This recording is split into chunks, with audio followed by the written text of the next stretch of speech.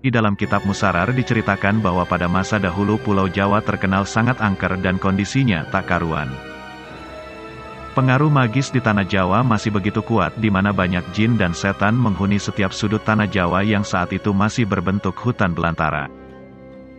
Suatu hari, Sultan Turki saat itu yaitu Sultan Muhammad pertama mendapatkan petunjuk untuk melakukan penyebaran Islam di Pulau Jawa. Maka diutuslah rombongan para alim ulama untuk mendatangi Pulau Jawa guna syiar Islam. Sayangnya, hampir seluruh rombongan tersebut tewas dikarenakan perbuatan para lelembut penduduk tanah Jawa yang tidak mau menerima ajaran Islam. Mendengar kegagalan utusan yang dikirimnya, membuat Sultan Muhammad pertama sedikit gusar.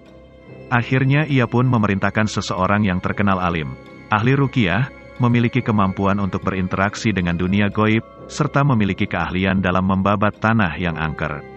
Dialah Syekh Subakir yang memiliki nama asli Syekh Tambu Ali bin Syekh Bakir. Lelaki yang berasal dari tanah Persia atau yang sekarang lebih dikenal dengan negara Iran. Setelah mendapat perintah Sultan, Syekh Subakir langsung berlayar ke Pulau Jawa. Namun, sebelum sampai ke Pulau Jawa, beliau terlebih dahulu mampir ke Praja Keling, sebuah daerah yang diduga terletak di India, untuk mengajak penduduk di Praja Keling agar mau menempati Pulau Jawa.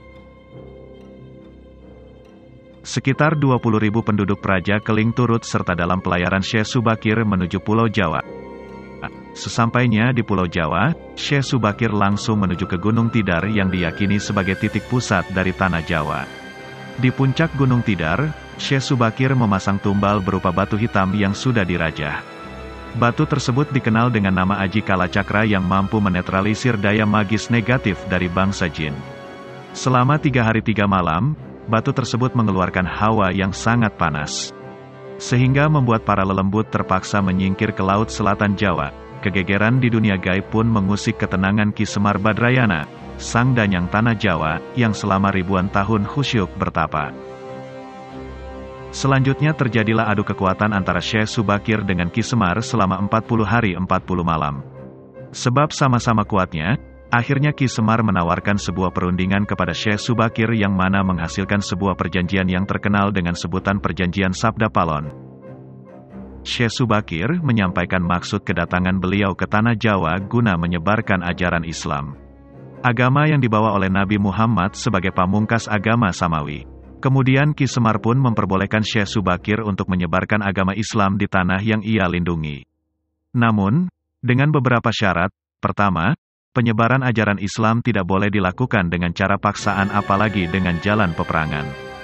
Penyebaran Islam di tanah Jawa harus dilakukan dengan cara halus dan memberikan keleluasaan bagi penduduk Jawa untuk memilih masuk ke dalam agama Islam atau tetap meyakini kepercayaan sebelumnya.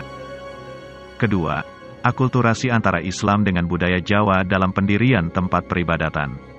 Meskipun tempat peribadatan tersebut dari luar memiliki gaya asli Jawa, namun di dalamnya ajaran-ajaran Islam disebarluaskan. Ketiga, kerajaan Islam diperbolehkan berdiri di tanah Jawa. Tapi, raja pertama haruslah anak campuran. Maksudnya orang tua sang raja memiliki campuran agama. Jika bapak Hindu, ibu Islam.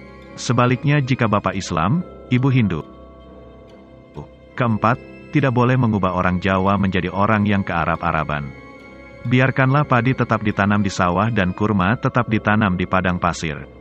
Orang Jawa harus tetap menjadi Jawa dengan segala budi pekerti dan kepribadian asli orang Jawa. Jika orang Jawa sampai hilang, Jawanya, 500 tahun lagi Ki Semar berjanji akan muncul lagi dengan membuat goro-goro.